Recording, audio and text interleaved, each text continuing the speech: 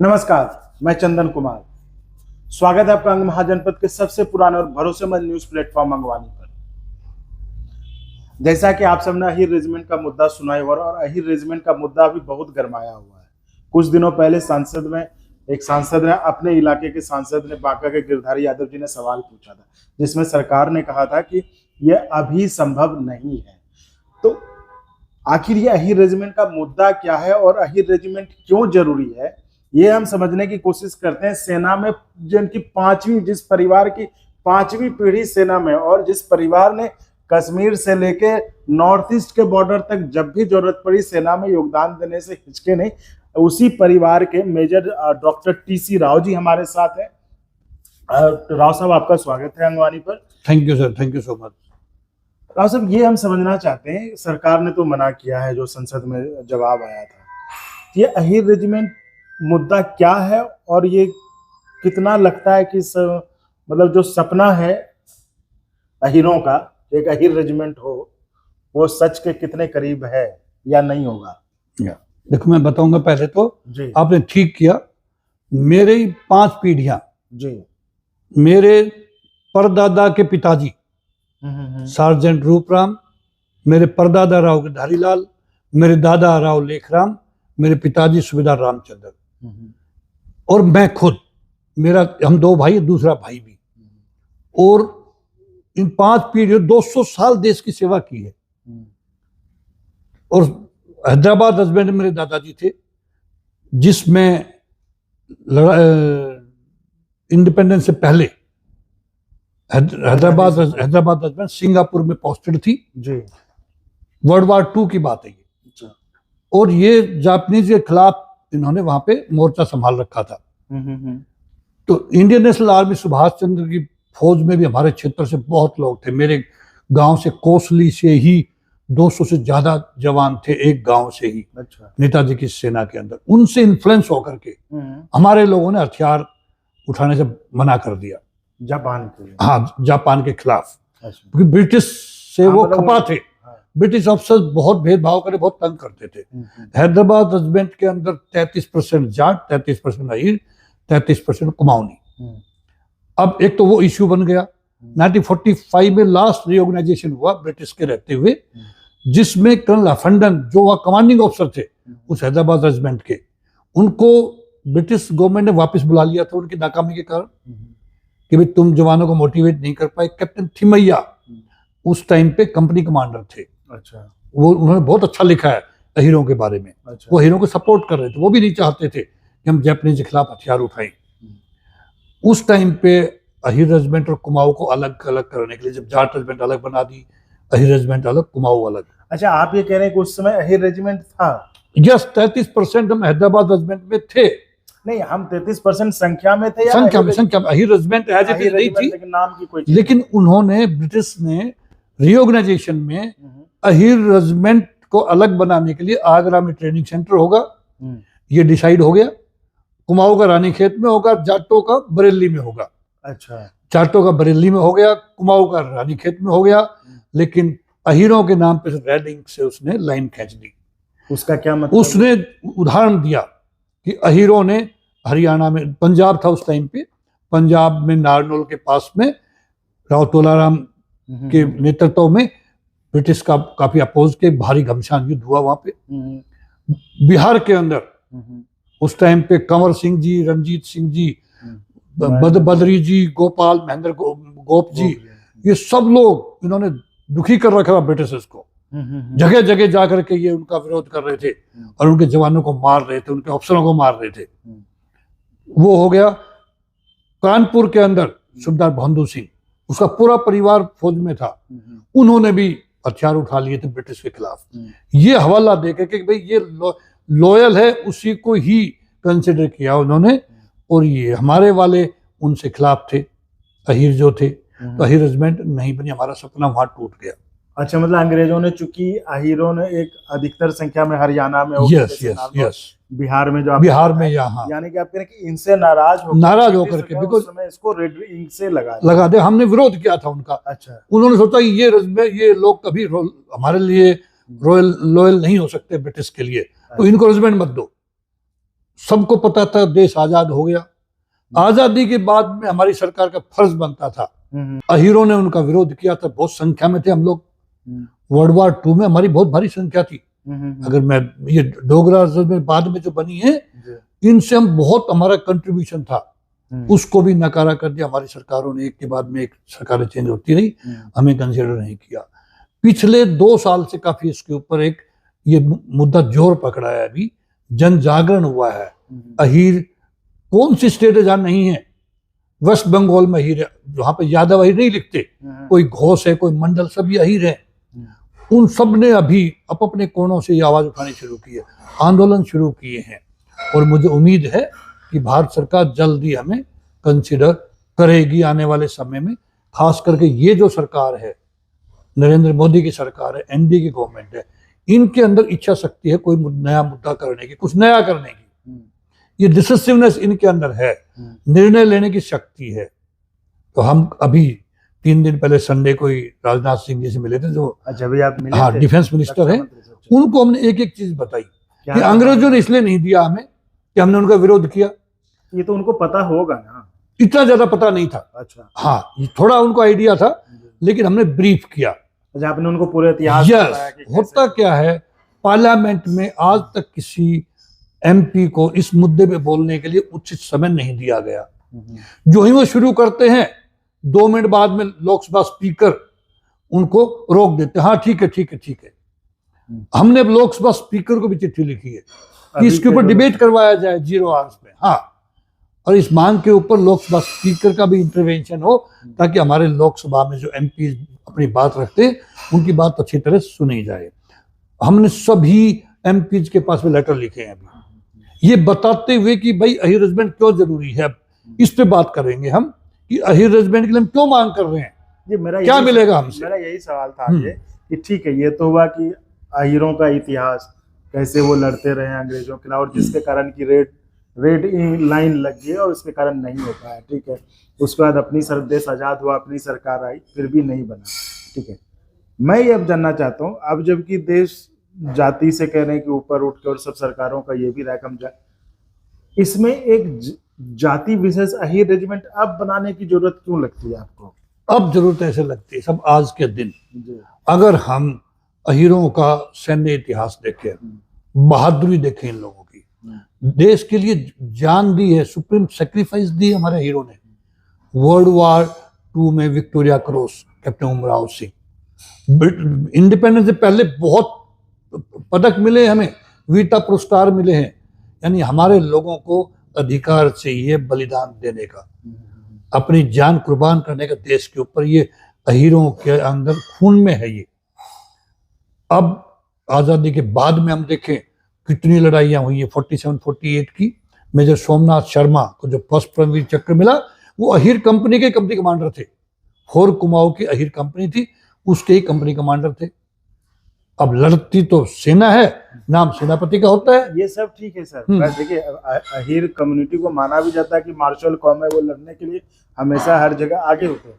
लेकिन मेरा ये सवाल है कि ऐसे तो फिर मान लीजिए दूसरी जाति के कोई होंगे जो लड़ेंगे, वो शहीद होंगे, शहादत हासिल होंगे, तो क्या हर जाति के नाम पे रेजिमेंट बनना वाजिब है? हाँ, अब क्यों देखो, तो अगर फिर अहीर क्यों रेजिमेंट क्यों बनाया जाए? आज अगर 4 डोगरा रिटायर होते हैं, उनके जगह 4 डोगरा ही भर्ती होंगे। अच्छा। ये एक सिद्धांत है, पॉलिसी हमारी गवर्नमेंट ऑफ इंडिया की, इंडियन आर्मी की। अच्छा, ये पॉलिसी है। 2 अहीर रिटायर होंगे, उसके अगेंस्ट में 2 लोग ही भर्ती होंगे। अच्छा। हमारा कुमाऊं रेजिमेंट के अंदर जहां 1/3 थे हैदराबाद रेजिमेंट में, अब हम कुमाऊं रेजिमेंट में अकेली में 1/4 कर दिए गए हैं। अच्छा। पहले हमारा बॉम्बे आर्मी में भी था, बंगाल आर्मी में भी हमारा लोग जाते थे, वो बंद हो गया है। अच्छा, तो ऐसे रिजर्व होता था कि इसमें? यस, बिल्कुल बिल्कुल। आज के दिन हमारी पॉपुलेशन के अनुसार कभी फिक्स किया था, हम कुमाऊं रेजिमेंट में 25% अहीर हैं केवल। अच्छा। 2 बटालियन प्योर हैं, बाकी बटालियन में किसी में 25%, किसी में 50%, टोटल स्ट्रेंथ के हम 25% अहीर हैं। ये किस आधार पर ये क्यों कम किया गया है? क्योंकि गढ़वालियों ने, कुमाऊनी ने पार्लियामेंट में हल्ला मचाया कि भाई हमारे पास तो सिर्फ पहाड़ में रहते हैं, सेना में जाने के सिवाय कोई काम नहीं है। सरकार ने उस टाइम डिसीजन लेकर के 25% इसमें अहीर कर दी, 75% कुमाऊनी। अब जब नाम रजांगला की बात आती है, नाम कहता कुमाऊं रेजिमेंट। अब आप रजांगला स्मारक पे जाके देखिए, आपको अहीर नाम का कुछ सुनने को भी नहीं मिलेगा। तेरा कुमाऊं, तेरा कुमाऊं, तेरा कुमाऊं। अगर 13 अहीर रेजिमेंट होती तो अहीरों का गुणगान दुनिया में होता। बैटल ऑफ रजांगला दुनिया की 6 सबसे भयानक लड़ाइयों में से एक है। जी जी बिल्कुल। वहां जाके हमें बड़ा खेद हुआ। लेकिन जब भी कोई बॉर्डर पे शहीद होता है या शहादत या लड़ने जाता है, तो वो ये थोड़ा ना सोच के जाता है कि वो अहीर जा रहा है या शर्मा जा रहा है। वो तो देश का एक सैनिक के तौर सैनिक के तौर, बिल्कुल जा बिल्कुल रहा है। सैनिक के तौर पे जाता है। फिर आप लोग नहीं उसको एक जाति में वो शिफ्ट कर रहे हैं, ऐसा नहीं नहीं नहीं नहीं, नहीं देखो, अच्छा देखो रेजिमेंट के अंदर जिस जाति की सेना है जी एक रेजिमेंट में, उन्हीं की जाति के अनुसार उनका वार क्राई बोलते हैं हम। अच्छा जैसे हमारे अहीरों का क्या होना चाहिए, दादा किशन की जय। अच्छा दादा कृष्ण तो हमारे पूर्वज हैं, उनकी जय। कुमाऊनी कालिका माता की जय। अब हमें कालिका माता क्या जाने, हम अहीर यूपी के हो, चाहे राजस्थान के हो, चाहे हरियाणा के हो, एक स्प्रिट बनती है, जोश आता है। दादा किशन की जय बोल के रजांगला पहाड़ी के अंदर जब हमारा वहाँ पे 62 में जो चाइना से युद्ध हुआ था, उसमें जोश भरा था सबके अंदर। वहाँ 120 लोगों ने 1310 लोगों को वहां पे हताहत कर दिया था। तो ये जोश था इंटरनल। फिर एक दूसरे कल्चर समझते हम, खान पान। अब वहां पे जहाँ पे 25% जहाँ पे कोटा है, वहां पे मैं खुद 7 कुमाऊं का हिस्सा रहा हूँ। अच्छा। हम लोग 25% थे, 75% कुमाऊनी थे। बहुत फर्क पड़ता है प्रमोशंस में, पोस्टिंग्स में बड़ा असर पड़ता है। मतलब फिर कई बार वहां पे पार्शलिटी भी हो तो जाती इसको है। थोड़ा सा अच्छे से और समझा दीजिए। ठीक है, चलिए हम समझ लेते हैं कि चलो एक ही रेजिमेंट बन गया। आप इतना कह रहे हैं, इसके लिए आप बहुत कोशिश भी कर रहे हैं, मंत्रियों से मिल भी रहे हैं, जमीन पे लोगों में चेतना अभियान भी चला रहे हैं। ठीक है, अगर अहीर रेजिमेंट बन गया तो मैं आप ही से पूछूंगा, अहीर रेजिमेंट बन गया तो अहीरों को उसको क्या मिलेगा? उसको कुछ मिलना है उसको, या तो जो उसकी नौकरी होगी या क्या होगा? नहीं, हमारी वैकेंसीज बढ़ेंगी। अच्छा, वैकेंसीज बढ़ेगी। वैकेंसीज बढ़ेगी। अच्छा। हमें नाम मिलेगा, निशान मिलेगा। उसके बाद में वार क्राई हमारा होगा। अच्छा, मोटो हमारा होगा। जो एक रेजिमेंट का मोटो होता है वो अहीरों के ऊपर बेस होगा। वार क्राई हमारे दादा कृष्ण की जय वार क्राई हमें अलाउ कर देंगे वो लोग। और अहीर, जब एक अहीर सामने जा रहा है, उसके ऊपर कुछ दिक्कत आ रही, दूसरा अहीर तो शेर की तरह जंप करेगा। एक एफिनिटी बनेगी, एक उनके अंदर जोश बढ़ेगा, उनका खून एक दूसरे को देख करके खून गर्म होगा और वो अलग ही अपनी परफॉर्मेंस देंगे। युद्ध का मैदान हो कि खेल का मैदान हो, किसी में भी हो। बेसिकली हमारे रोजगार के अवसर बढ़ेंगे हमारे युवाओं के लिए, बिकॉज अहीर सभी तो अभी कैसे असर होता है? अभी क्या अभी रोजगार, मतलब ऐसा तो नहीं कि हीरों के साथ भेदभाव नहीं होता? तो वैकेंसी कम है, वैकेंसी कम है तो उसमें बढ़ जाएगा, बिल्कुल बढ़ जाएगा। उसके अंदर अहीर रेजिमेंट बनेंगे तो कम से कम 18-20 बटालियन बनेंगी। अच्छा, उसमें सिर्फ अहीर रहेंगे? उसमें सिर्फ अहीर रहेंगे। अहीरवाल कर दो। हम ये भी कहा है कि अहीर रेजिमेंट को नहीं मानते हो तो अहीरवाल कर दो इसको। अच्छा, आप ये कह रहे हैं क्षेत्र, हाँ, अहीर रेजिमेंट बन गया, हाँ, तो उसमें सिर्फ अहीर रहेंगे? सिर्फ अहीर रहेंगे, वैकेंसी बढ़ेंगी। वैकेंसी हम तो अब ये भी कह रहे हैं कुमाऊं रेजिमेंट के अंदर हमारे जो लोग फैले हुए हैं, किसी में 25 किसी में, उनको इकट्ठा कर दो। हमारी 2 बटालियन, 13 कुमाऊं की परफॉर्मेंस 71 की लड़ाई लगा लो, आप 62 की लगा लो, जहां भी वो लोग जाते हैं उनकी परफॉर्मेंस अलग रहती है। अच्छा, आपने जो रक्षा मंत्री से मुलाकात की, ये सब प्रस्ताव दिए कि अच्छा ये नहीं तो ये नहीं तो ये? हाँ, सारे हमने ऑप्शन दिए उनको। अच्छा, ऑप्शन ये कर दो, आप 5 बटालियन और प्योर बना दो, मतलब किसी तरह का अहीर रेजिमेंट बना दो। यस, उसके अंदर हमने कहा उनसे कि अहीर कुमाऊं लिख दो, अहीर डैश कुमाऊं रेजिमेंट लिख दो, अहीर नाम आगे लगा दो आप। ना पैसे लगने हैं, ना खर्चा लगना है। ट्रेनिंग सेंटर भी रानीखेती रहने दो, स्टाफ भी वही रहेगा, बैरक्स, बिल्डिंग्स, जितनी भी ट्रेनिंग एड्स हैं सब वही रहेंगे। आप लोग इतना जमीन पे आंदोलन तो चलाते हैं, मंत्रियों से भी मिलते हैं, सब कुछ करते हैं, लेकिन जो मुझे लगता है आपके बाहर, अहीर के बाहर, वो लोग आपके इस मूव को देखते हैं कि थोड़ा जातिवादी मूव की तरह देखते हैं कि विद्यमान जातिवादी है। देखो, तो क्या आपको लगता है कि ये चीज को आप दूर करने में सफल नहीं? देखो ऐसा है, आर्मी अपॉलिटिकल है जी, लेकिन पॉलिटिक्स जाति बेस्ड है। ये जाति जनगणना क्यों नहीं हो रही है? नहीं चाहते वो लोग कि हर जाति के फिगर उभर करके आए। क्यों कहते हैं कि 2 अहीर की तो कैबिनेट के अंदर, हरियाणा की बात कर रहा हूँ आपको मैं, कि 1 अहीर को अकोमोडेट करेंगे बस। ये चलता आ रहा है, पिछले कई सालों से देख रहा हूं मैं। एक बार ऐसा एक्सेप्शन हुआ है, हुड्डा साहब के टाइम पे हमारे 3 थे, एक पार्लियामेंट सेक्रेटरी और 2 हमारे मिनिस्टर थे। तो जातिवाद तो हर जगह है, सब जगह है। नहीं तो कहीं ऐसा तो नहीं कि कुछ इंटरनल पॉलिटिक्स इसके लिए जिम्मेदार है कि अभी तक क्योंकि आपने जितना इतिहास बताया, आज़ादी के पहले से बताया और आज़ादी के बाद तो हम लोगों ने भी पढ़े हैं, देखे हैं कितना अहीरों का योगदान देश की लड़ाई में, देश के लिए लड़ाई में रहा है। कई जगह शहादत भी, अभी हाल फिलहाल गालवान का देख लीजिए वहाँ भी। तो मैं जानना चाह रहा हूँ कि आखिर इतना सब कुछ होते हुए और आप लोग जैसे ऐसे क्यों नहीं बन पाया ये रेजिमेंट? क्या आपके कुछ इंटरनल पॉलिटिक्स भी बहुत सारे लोग काम कर रहे हैं, ऐसा कुछ इसके नहीं, पॉलिटिक्स ऐसा नहीं कर रही है। देखो, क्रेडिट 2021 से पहले की बात करूं तो ये मोमेंट उस लेवल पे आज तक नहीं गया। अच्छा, ये कुछ भी कहिए, आपकी पहले मीडिया नहीं था, सोशल नेटवर्किंग नहीं थी, और 2021 के बाद में मामला भी गर्म हुआ है। तो मुझे उम्मीद है सरकार कल नहीं, परसों नहीं, तरसों नहीं, जरूर इसको सुनेगी, इस पे करेगी। अब बात आती है कि हम इंटरनल पॉलिटिक्स की बात करें, ऐसा कुछ भी नहीं है। अच्छा, सरकार को जब महसूस होगा कि इस कम्युनिटी को हमने साधना है, वोट चाहिए, तब अपने आप उनकी जरूरत होगी, तब ये रेजिमेंट बनेगी। अब तो यही एक है कि हमारे यहाँ तो नारा लगा रखा है, वोट वही पाएगा जो अही रेजिमेंट बनाएगा। ये नारा लगा रखा हम, यही हम बोलते, साडा हक एथे रख, हमारी रेजिमेंट बनाओ। ये नारा भी हम देते, लोग हमारे युवाओं सारे जोश भर करके सड़क पे आते, बताते सरकार को। तो समय आएगा, हमारे जो मेंबर ऑफ पार्लियामेंट्स हैं वो भी इकट्ठे होंगे, एक बार एक ऐसा समय आएगा, वो बॉयकॉट करेंगे पार्लियामेंट सेशन को, महसूस कराएंगे सरकार को, ध्यान आकर्षित करेंगे। ये सब चीज चाहिए। आप जैसे पत्रकारों का भी सहयोग चाहिए कि बार बार इस चीज को हम, जो आदमी जहाँ पे भी कोई आंदोलन हो उसके बारे में ठीक अच्छा लिखें। हमें उम्मीद है कि ये मौजूदा सरकार, नरेंद्र मोदी जी की सरकार, इस पे जरूर ध्यान देगी और बातचीत चल रही है।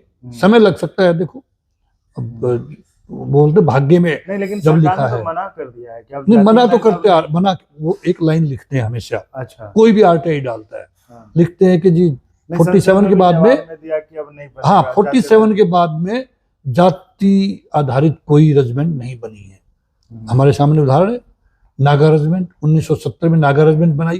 अच्छा। क्यों बनाई? क्योंकि नागाओं ने भारत सरकार को तंग कर रखा था, उनको सरेंडर करा के उनको मेन स्ट्रीम में लेके आए, उनको फौज में भर्ती किया, तो कंपल्सन में आके किया ना। तो ऐसा कोई सिचुएशन क्रिएट हिंदुस्तान में होगी जब सरकार को जरूरत पड़ेगी कि निया की बात सुने थे, दिन से कहते आ रहे हैं, ये सरकार का खर्चा नहीं होना कुछ भी इसमें, सिर्फ एक हमारे पॉलिटिकल लीडरशिप है, उनका फर्ज बनता है अभी कि वो मोदी जी को कन्विंस करें, जाकर के डिफेंस मिनिस्टर को कन्विंस करें कि ये हमारी जरूरत है सर, हमारी बात, हमारे ऊपर ध्यान दो और हमारी रेजिमेंट बनाओ। ठीक है, बहुत बहुत धन्यवाद राव साहब। हमने राव साहब से जानने की कोशिश की आखिर ये अही रेजिमेंट का मुद्दा क्या है और ये अही रेजिमेंट के लिए क्यों ये लोग जमीन पर लड़ाई लड़ रहे हैं, जमीन से लेके मंत्री से मिल रहे हैं, प्रधानमंत्री तक मिलने की कोशिश कर रहे हैं। तो देखते हैं। ठीक है राव साहब, आपको शुभकामनाएं। Thank you sir, thank you so much. लड़ाई के लिए भगवान करे आप सफल हो। Thank you sir, thank you so much, thank you so much.